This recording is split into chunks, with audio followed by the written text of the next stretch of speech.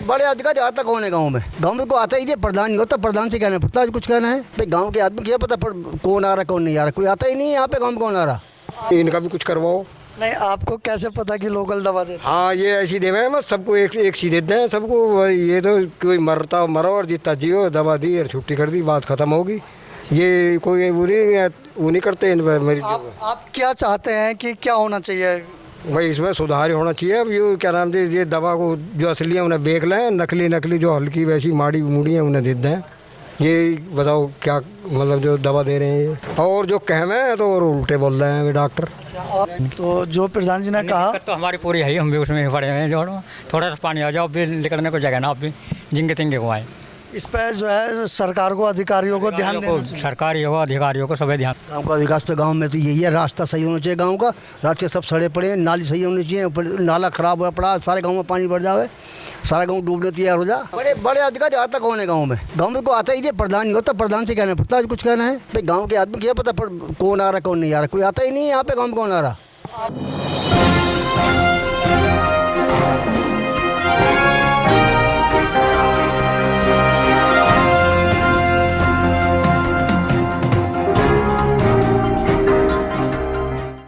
आप देख रहे हैं जैद न्यूज़ में, आपके साथ जावेद आलम। आज हम जिला मेरठ के भवनपुर गांव में पहुंचे हैं जो रजपुरा ब्लॉक में पड़ता है, और यहाँ के जो प्रधान हैं उनका नाम है रुस्तम सैफ़ी जी। हम इनसे गांव के बारे में जानेंगे, और क्योंकि इस आगे आने वाले टाइम में चुनाव भी हैं, इस बारे में भी कि गांव को कैसे बेहतर बनाया जाए।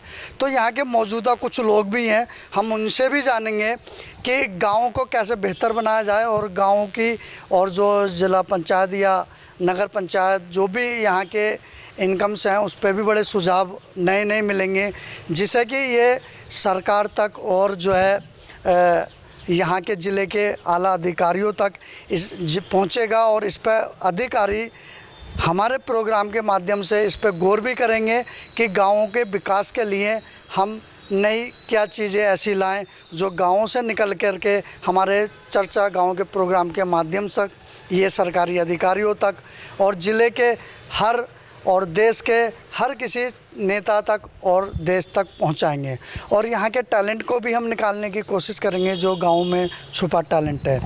चर्चा गाँव के प्रोग्राम के माध्यम से मैं बुलाना चाहूँगा कि रुस्तम प्रधान जी, एक बार आप आइए। जी, अभी जो ये गांव में जो चल रहा है, जो विकास के बारे में भी हम इसमें कुछ पहलुओं पे बात करेंगे, तो गांव को कैसे बेहतर बनाया जा सकता है, उसका आपका क्या सुझाव है? गांव के सुझाव के बारे में, जैसे 1957 से लेके और आज 2026 का एक काफ़ी लंबे समय रहा। इस बीच में समय समय पे पंचायतों में, देश में बदलाव भी हुए। उसी माध्यम से मैं कहना चाहूँगा कि ग्राम पंचायतों के जो दायरा था वो उस टाइम सीमित था। आज गांवों का विस्तार हो चुका। जहां गांव की आबादी 1000-1200 हुआ करती थी, आज उन गांवों की आबादी 5000, 6000, 8000, 10,000 के बीच में। उस टाइम निर्धारित समय के अनुसार एक क्राइटेरिया बनाया था जो गाँव को फंड दिया जाता था। टाइड अनटाइड राज्य सरकार और केंद्र सरकार दोनों फंड गांव को रिलीज करती थी, जिससे गांवों का विकास हुआ करता था। लेकिन आज ये फंड छोटा पड़ गया। क्यों? क्योंकि गांवों का विस्तार हो गया।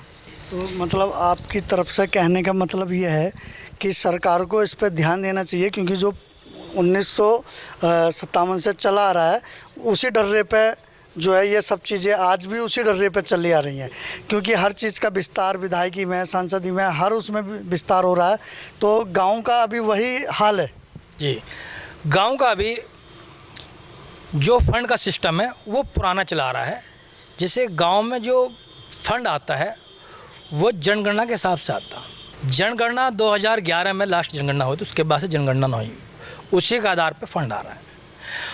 अब जैसे आम नागरिक को एक परिवार चलाने में बड़ी दिक्कतें आती हैं, ऐसे ही सरकारों को राज्य सरकार चलाने में भी दिक्कतें आती हैं। मेरा सुझाव है कि उत्तर प्रदेश सरकार,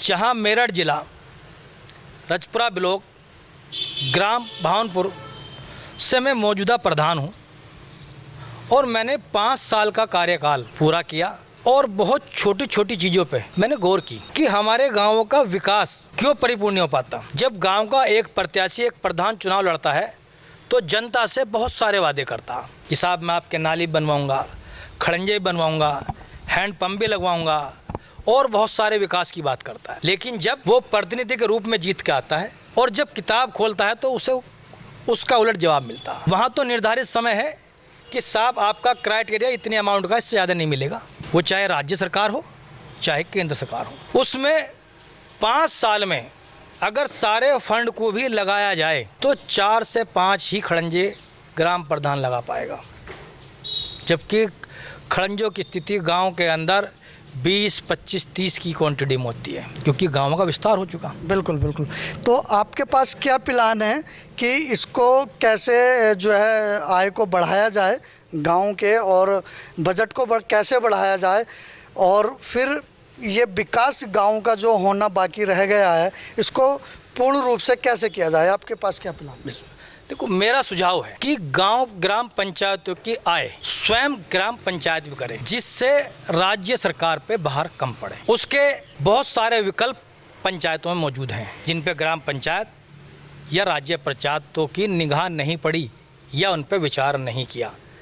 जैसे आज के दौर में हर पंचायत में साप्ताहिक बाजार मैक्सिमम गाँव में लगते हैं। अगर हम राज्य सरकार पंचायत के विभाग से उनकी व्यवस्था बनाई जाए साप्ताहिक बाजारों की, तो साप्ताहिक बाजार में अगर हमारे पास 100 पैरोकार आ रहे हैं, 150 पैरोकार आ रहे हैं और हमने एक पैरोकार से 100 रुपये भी लिए तो हमें 10,000 रुपये हुए, और महीने में 5 हफ्ते पड़े 50,000 रुपये।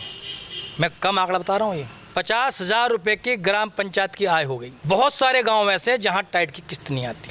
अगर ये पैसा पंचायतों में लगे तो पंचायत अपना विकास अपने आप खुद कर लेगी। इस पे काम करने की जरूरत है। जैसे अभी मैं किसी की आलोचना नहीं कर रहा, सरकार अपने तरीके से बहुत अच्छे से ध्यान से सरकार चलाती है, लेकिन उसमें सुझाव देना चाहता हूँ। 56,000 पंचायतें उत्तर प्रदेश में हैं। उसी में अभी एक प्रोग्राम चला सेग्रीगेशन शेड। सरकार ने ये माना कि गांव देहात के लोग लोहे को फेंक देते हैं, प्लास्टिक को फेंक देते हैं, कचरे को फेंक देते हैं, हम इसे उठा के और इसे बेच के पंचायत की आय बढ़ाएंगे, जबकि ये उलट है। उलट कैसे? मतलब ये आपका कहने का मतलब कि फ्लॉप हो गई ये स्कीम? फ्लॉप इसलिए होगी, ग्राम पंचायतों में मैक्सिमम लोग असमर्थ लोग रहते हैं, वे अपना सामान खुद बेच लेते हैं। किसी घर में लोहा हो तो कबाड़ी उसे बेच देंगे, प्लास्टिक आया तो उसे बेच देंगे, कंचा आया तो उसे बेच देंगे, तो सेग्रीगेशन सेट में तो गया ही नहीं। और बड़े स्तर पे मैक्सिमम तौर पे एक सेग्रीगेशन सेट में कम से कम 10 लाख रुपए खर्चा राज्य सरकार का आया। अब 56,000 सरकारों में आप इससे जोड़ोगे तो हज़ारों करोड़ की अमाउंट हुई, रिजल्ट जीरो। अगर यही पैसा हम कन्वर्ट कर देते और साप्ताहिक बाजारों में लगा देते हैं तो हर पंचायत की आय बढ़ती। एक सुझाव तो मेरा ये है। दूसरा सुझाव मेरा ये है कि ब्लॉक स्तर पे सामूहिक विवाह मंडप का निर्माण होना चाहिए। बहुत बड़ी तादाद में कमजोर वर्ग गाँव में रहता है। हर आदमी की स्थिति नहीं है कि वो 1 लाख रुपए 2 लाख रुपए का मैरिज होम बुक कर सकें। अगर सरकार चाहेगी और ये बनेंगे तो 20,000 या 25,000 का निर्धारित कोई भी एक अमाउंट फिक्स कर दिया जाए तो एक आम नागरिक आराम से दे सकता है। और अगर महीने में हमारी 20 बुक भी उसमें कम लग गई तो 20,000 से 4 लाख रुपए हो गए। ये तो एक बड़ी इनकम जो है, बड़ी इनकम होगी। और ये किसके लिए हुआ? ये हुआ आपके ब्लॉक के लिए। तो ब्लॉक ने भी और पंचायत ने भी अपने अर्निंग के साधन ढूंढ लिए। हमें राज्य सरकार की तरफ देखना नहीं पड़ेगा विकास करने के लिए। अगर मेरी पंचायत में स्वयं का अर्निंग का पैसा मेरे पास है तो मैं 2 नाली 4 खड़ंजी भी लगाने की क्षमता रखता हूँ। इस तरह से पंचायतों में काम होना चाहिए। सरकार को उस तरफ ध्यान देना चाहिए। जितने भी आला अधिकारी जो पंचायत राज्य में हैं वे जमीन पर उतरें, गाँवों की समस्या को देखें। आज गाँव में जल भराव की स्थिति, चंद मिनटों के लिए बारिश पड़ती है, जल सैलाब में गांव डूब जाते हैं। ये ज़्यादातर गांवों की समस्या है। जैसे सरकार ने नगर निगम के लिए, नगर पंचायत के लिए, नगर पालिका के लिए संसाधनों का इंतज़ाम कर रखा है, वैसे ही ब्लॉक स्तर पर ग्राम पंचायतों में भी इनका संसाधन का इंतजाम करना चाहिए। जी, हम जैसे यहाँ बात करेंगे, और क्योंकि यहाँ स्कूल भी है सरकारी और हॉस्पिटल भी है, तो उसको कैसे विस्तार में आप कैसे देखना चाहेंगे अपने क्षेत्र में कि उसका कैसे विकास हो? उस पर क्या सुझाव होगा आपका? मैं उसके लिए बताना चाहूँगा आपको। मैं थोड़ी सी बात ही पूरी कर दूं जो मैं कहना चाह रहा था। इसके बारे में हमें सोचने की ज़रूरत है कि ग्राम पंचायतों में एक सफाई कर्मचारी दिया जाता है। अब ग्राम पंचायत में शौचालय भी बने हुए सरकारी, अस्पताल भी हैं सरकारी, और मैक्सिमम हर गांव में प्राइमरी जूनियर स्कूल भी हैं, हर गांव में सचिवालय भी हैं जो पंचायत घर के रूप में कहलाते हैं। एक सफाई कर्मचारी किस किस काम करेगा फिर गाँव में? अगर ब्लॉक स्तर पर एक JCB 2-4 डंपर अगर रखे जाएं और जिस गांव को ज़रूरत हो उस गांव में भेजे जाएं, तो जो हर महीने ग्राम पंचायतों में सफाई के नाम पर जो पैसा इस्तेमाल होता है वो वेस्ट होता है, वो काम है, वो पंचायत में पैसा बचेगा और वही पैसा ग्राम पंचायत को विकास में लगेगा। ये एक अगर बहुत बड़ी अमाउंट के रूप में जाता है। किसी भी गांव की अगर सफाई कराओगे आप तो लाख से 1.5 लाख बच जाते हैं, और सफाई का मतलब है आज कराई कल फिर गंदगी शुरू। और दूसरी बात, अभी आपने मुझसे कहा कि ग्राम पंचायतों में जो स्कूल हैं प्राइमरी जूनियर, उनके बारे में भी ख़ास तौर से कहना चाहूँगा। मैं किसी की उसमें भी आलोचना नहीं करूँगा। जितनी भी बिल्डिंगें हैं प्राइमरी और जूनियर, 90% बिल्डिंगें जर्रर हैं। एक स्कूल के अंदर 4 से 5 आदमी का स्टाफ होता है। अगर मैक्सिमम एक स्टाफ की मैं सैलरी की बात करूं तो 50 से प्लस होगी, लाख के आसपास भी हो सकती है। ये अमाउंट 3 लाख रुपए करीब महीने पहुंचती है। अगर साल की बात करें तो 36 लाख रुपए पहुंचती है। लेकिन सरकार 2 लाख रुपए साल के भी स्कूल के मेंटेनेंस के नहीं देती, जो एक बहुत बड़ा मुद्दा है।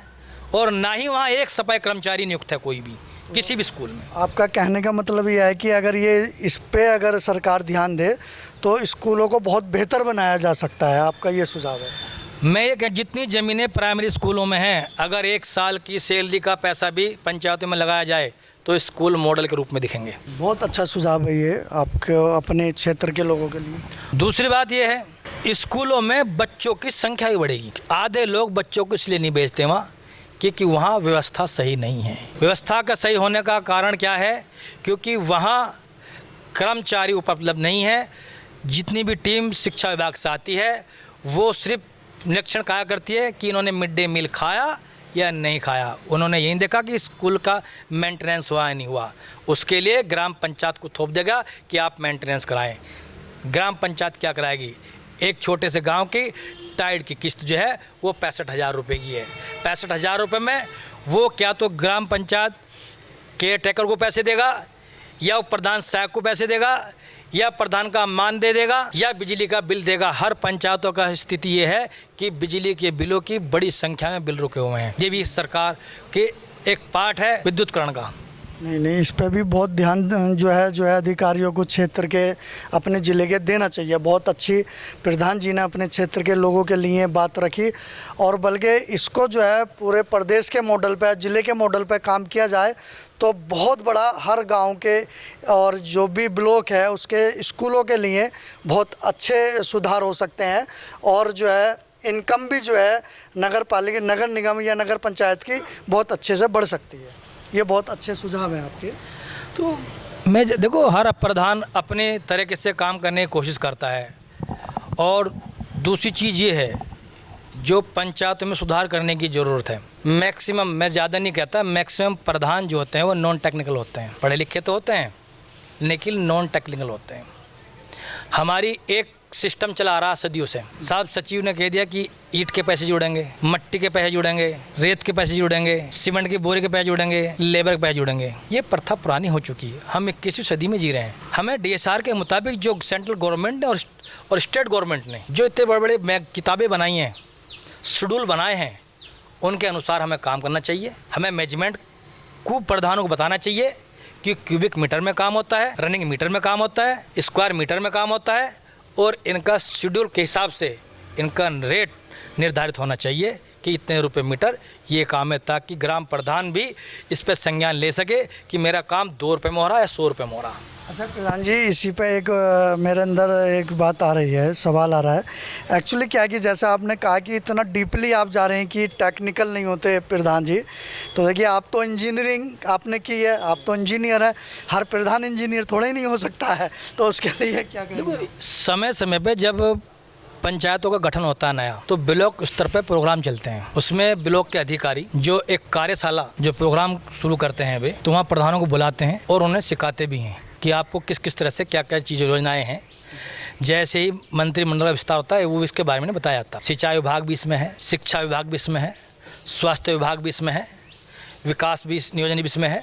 सारे विभाग भी पंचायतों के अंदर हैं, जिसमें पंचायतों के मेंबर बनते हैं। लेकिन ये सिर्फ मेंबर चुनाव लड़ने के लिए होते हैं। चुनाव लड़ने के बाद ये मेंबर गायब हो जाते हैं, ये अपने अधिकार भूल जाते हैं। सही मायने में अगर ये प्रधान की कोर कमेटी है, अगर कोर कमेटी ही प्रधान पंचायत में इकट्ठी हो जाए और किसी आला अधिकारी के पास पहुंच जाए तो अपना काम कराने का काम करेगी। अच्छा प्रधान जी, इसमें एक चीज़ हो रहा है, जैसे कि लोगों का कहना भी है और सोचना भी है कि जैसे शहर को एक डेवलप माना जाता है कि वो डेवलप है, और गाँवों को जो है वो अति पिछड़े में कि वहाँ पे कम डेवलपमेंट है, या तो वो एक अंतर क्यों देखा जाता है, जिससे कि शहर की इनकम, सबसे ज़्यादा इनकम शहर की गाँव से ही होती है। तो इस पे आपकी क्या राय है? आपने बहुत अच्छा सवाल पूछा, मैं इस पे भी थोड़ा सा रोशनी डालना चाहूँगा।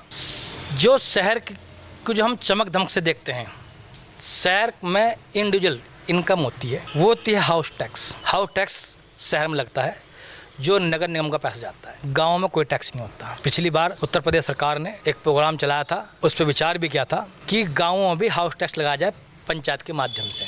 ये क्या होता है कि अपने घर की मेंटेनेंस के जो सामने रास्ते हैं उनके लिए, नालियों के लिए, स्ट्रीट लाइटों के लिए, ये मेंटेनेंस का पैसा होता जो हाउस टैक्स के रूप में इस्तेमाल होता। एक चीज़ बड़ी बात यह है, ग्राम पंचायतों में ज़्यादा जो भार होता है वो ग्राम प्रधान पर होता, जबकि यहाँ से वोट लेने का काम सांसद भी करते हैं, विधायक भी करते हैं, क्षेत्र पंचायत भी करती है, लेकिन भार किस पे? ग्राम पंचायत में। क्यों? ये प्रधान को ये लोग काम नहीं करते। मेरे यहाँ, मैं किसी का आलोचना नहीं कर रहा, 3 बार से भारतीय जनता पार्टी का मेरे यहाँ सांसद रहे, लेकिन उनके कार्यकाल में प्रेजेंट में भी एक भी पत्थर या एक ईंट मेरे गांव में नहीं लगी। ये पिछले 15 साल की स्थिति बता रहा हूँ मैं। तो आपने इसके लिए कुछ प्रयास किया? हमने प्रयास किए, हम प्रतिनिधि के पास गए, हमने कहा हमारी समस्याएं कि वहाँ खड़ंजे या नाले की व्यवस्था बनाई जाए, लेकिन उस पर कोई गौर नहीं पड़ा। 1-2 खड़ंजा हमें यहाँ विधायक निधि से और क्षेत्र पंचायत निधि से मिला है, सांसद निधि से हमें यहाँ कुछ नहीं मिला। शहरों में क्या होता है, शहरों में विधायक निधि और सांसद निधि और प्लस एक बहुत बड़ा अमाउंट नगर निगम के पास खुद होता है, तो वो विकास कराने में सक्षम होते हैं। पंचायतों में ये फंड की व्यवस्था नहीं होती, जिसलिए यहाँ ये असक्षम रह जाते हैं। ये हमेशा से पूरे 5 साल में 2 से 4 से 6 खड़ंजे लगा दिए, कार्यकाल पूरा हो गया। मेरी अपील आपके चैनल के माध्यम से मैं एक गुजारिश भी करूँगा आपसे। कई बार मैंने ये बात अपनी रखी, ब्लॉक स्तर पर भी रखी, अनेकों जगह रखी, लेकिन ये बात हाई कमान तक नहीं गई। अगर ये सूचना हाई कमान तक जाए तो शायद आला अधिकारी या आला नेता इस पर विचार करें और गांवों का सुधार हो जाए। अच्छा, ये हमारा जो प्रोग्राम चर्चा गाँवों पर है, और संजीव जी जो हैं इस ज़िले के हमारे फ्रेंचाइजी होल्डर हैं, तो ये गाँव पे जो चर्चा का प्रोग्राम जारी है, तो इस पर आसपास के ज़िले के जो विलेज के प्रधान हैं उनको क्या संदेश देना चाहोगे, और हमारे प्रोग्राम के बारे में आप क्या कहना चाहोगे? मैं आपके प्रोग्राम के बारे में, या आपका जो प्रोग्राम है, मैं ये मानता हूँ ये संजीवनी का काम करेगा। ग्राम प्रधानों के लिए ये संजीवनी का काम करेगा कि ऐसा प्रोग्राम पहली बार मेरे कार्यकाल में हो रहा है, जो प्रधानों के द्वार पर आके और प्रधानों की समस्या को सुन रहे हैं और वादा भी कर रहे हैं कि हम आपकी आवाज़ को आधिकारिक के माध्यम तक पहुँचाने की कोशिश करेंगे। और मैं कहता हूं कि हर प्रधान अपनी जन समस्याओं को आपके माध्यम से रखे और आला अधिकार तक पहुंचे, तो इन पे शायद सरकार कोई निर्णय ले और गांवों का विकास हो। दूसरी बात यह है, अपने अपना कार्यकाल हर ग्राम प्रधान बहुत अच्छी से करना चाहता है, लेकिन उसके कुछ पाबंदियां हैं। एक निर्धारित क्राइटेरिया है उसके लिए कि आपको सिर्फ इतना अमाउंट मिलना है, उसी अमाउंट में सारा विकास, उसी अमाउंट में आपको सारा काम करना है। तो जैसे हर चीज़ का विकास विस्तार हो रहा है, इसी तरीके से इनके फंड को भी बढ़ाया जाए ताकि विकास को रफ्तार दी जा सके। और गाँव में आज भी हिंदुस्तान बड़ी मात्रा में गाँव में बसता है और गाँव ही पिछड़े वर्ग में है। गाँवों में क्या चाहिए? रास्ते चाहिए, नाली चाहिए, खड़ंजे चाहिए। जैसे इस सरकार में लाइटों की थोड़ी व्यवस्था बदल गई है, भाई 15, 16, 18 घंटे लाइट आ रही है। तो ऐसे इसी तरीके से कुछ और थोड़ा थोड़ा जब सरकार ये थोड़ा काम आगे बढ़े तो मैं कहता हूँ कि ब्लॉक स्तर पे कारखाने भी लगने चाहिए। जो लोग बड़ी तादाद में देहात से शहर की ओर जाते हैं वे अपने ही ब्लॉक पर रुके और काम करें और ब्लॉक और गांव का विकास करें, उसके साथ साथ अपना खुद का विकास करें। देखिए ये जो है भावनपुर गांव से प्रधान जी ने बहुत अच्छी हमारे चर्चा गांव के प्रोग्राम के माध्यम से सुझाव रखे और ये सुझाव जो है आगे चल के अधिकारियों तक और ये नेताओं तक सब जगह ये पहुंचेंगे, ये हमारा प्रोग्राम पहुंचेगा। तो इसी के माध्यम से कि इतने बेहतरीन प्रोग्राम के माध्यम से और अपने गांव की जो प्रधानों की भी अपनी समस्याएं हैं, जिसे कि गांव के लोग तो समझते हैं कि प्रधान विकास नहीं कर रहे, लेकिन विकास करने के लिए जो समस्याएं आती हैं तो उसी के लिए चर्चा गाँव पर हमारा ये प्रोग्राम है। और गांव को लोग यहाँ पे मौजूद हैं, उनसे भी हम जानेंगे, उनके सुझाव भी जानेंगे गांव को और बेहतर कैसे बनाया जा सकता है। आपका इस पर कोई और सुझाव लास्ट? नहीं, मेरा कोई सुझाव नहीं। मैं तो जो अपनी मेरे मन की बात थी मैंने वो सब बात एक एक करके आपके समक्ष रख दी है और मैं कोशिश करूँगा कि मेरी इस बात को आप हाई कमान तक, हाई लीडरशिप तक पहुँचाने का काम करें। धन्यवाद। जय हिंद, जय भारत। आपका नाम क्या है? प्रेमचंद मेरा नाम है। प्रेमचंद्र जी, आप इसी गांव से हैं? जी, भावनपुर से। अभी प्रधान जी ने जो बातें रखी हैं गांव के विकास के लिए कि इस तरह से जो है ये गांव में विकास कैसे हो और कैसे गांव के अपना इनकम भी बढ़े, तो उससे आप कितना सहमत हैं? प्रधान जी की बातों से मैं पूरा सहमत हूँ। जब फंड ही नहीं होगा तो प्रधान जी विकास कहाँ से कराएंगे? वजन तो सबका, क्योंकि देखिए वोट को दोष देने लगेगी, काम नहीं कर रहे। वोट तो गांव से जो है विधायक भी लेते हैं, सांसद भी लेते हैं, सब लेते हैं, लेकिन गांव का विकास का वजन और गांव के लोग तो यही चाहते हैं कि सारा प्रधान जी को ही करना है। तो इस पर आप क्या कहेंगे? मेन मुद्दा सब प्रधान जी को मानते गाँव के अंदर में। एमएलए विधायकों को कोई नहीं छेड़ता, उन्हें कोई कहता ही नहीं कुछ। गांव के प्रधान है, उनकी जिम्मेदारी भी बनती है, इसलिए लोग बोलते हैं। नहीं, प्रधान जी की जिम्मेदारी बनती है। प्रधान जी से आज हमारी बातें हुई तो प्रधान जी ने खुल के बताया जब उनके पास फंड नहीं है तो कार्य कहाँ से करवाएंगे।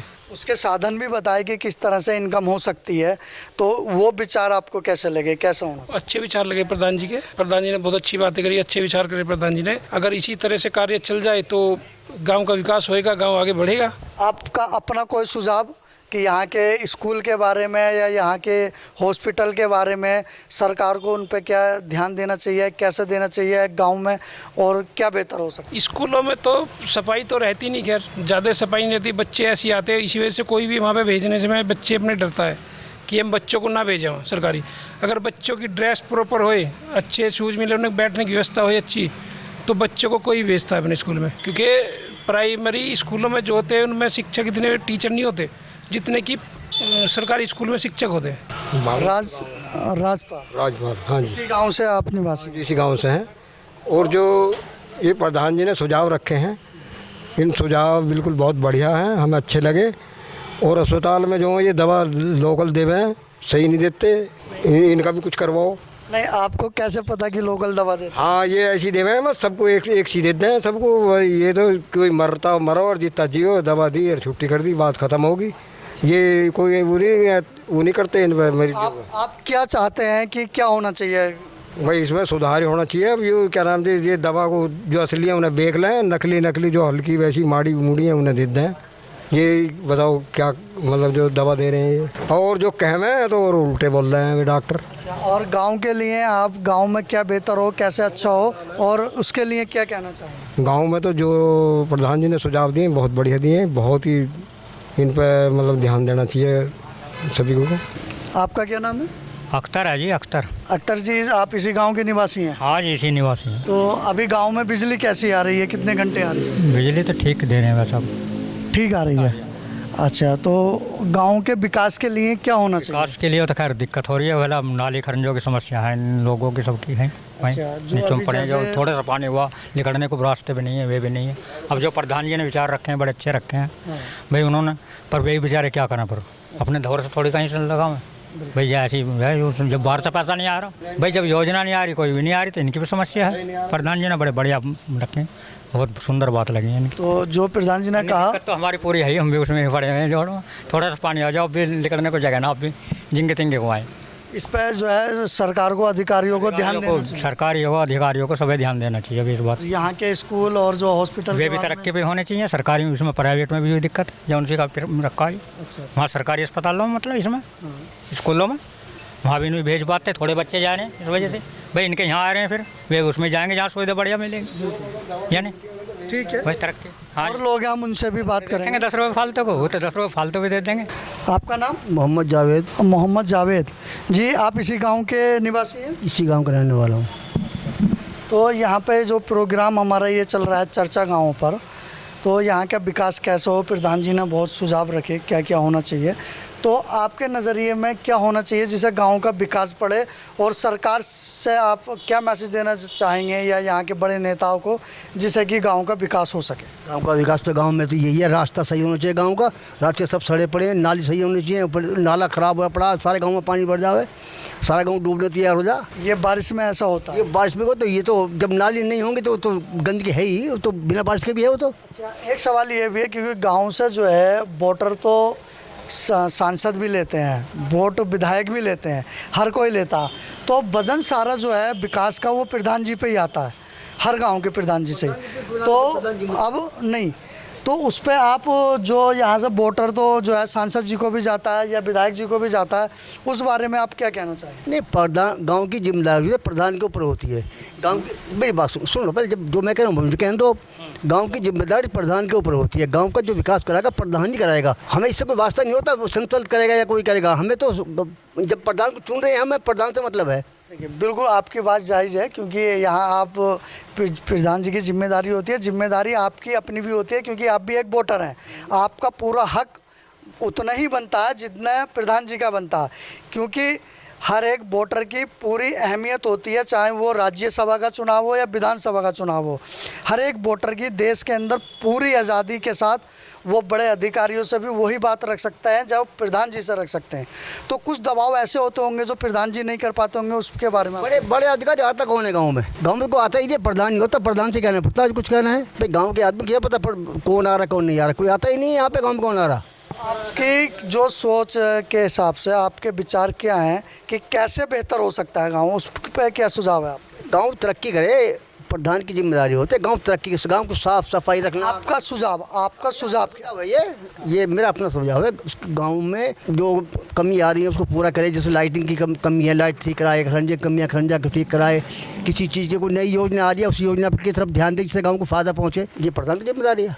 वोट लेने के लिए आएंगे बस, गांव में फिर मर जाओ, गांव डूब जाओ, गांव बह जाओ, भूखा मर जाओ, फास्ट लग जाओ, किसान की खेती तबाह हो जाओ, ओले पड़ जाओ, कोई मतलब नहीं किसी को भी, आते ही नहीं वो लोग। आपके क्षेत्र के विधायक नहीं पहुँचते? कोई नहीं आता यहाँ पे, सांसद जी भी कोई नहीं आता यहाँ पे, कोई नहीं आता। तो उनको क्या सुझाव देना चाहेंगे कि उनको देखना चाहिए इस बात को, सुझाव क्या देना, सुझाव तो भाई गांव का आदमी कहाँ तक भागेगा, प्रधान तक, बस गांव का आदमी प्रधान से कह सकता है, प्रधान जी जाके आगे क्या हो, मगर इनके कौन सुनता, यहाँ तो सिर्फ जब आते ही वोट लेने के लिए आते हैं।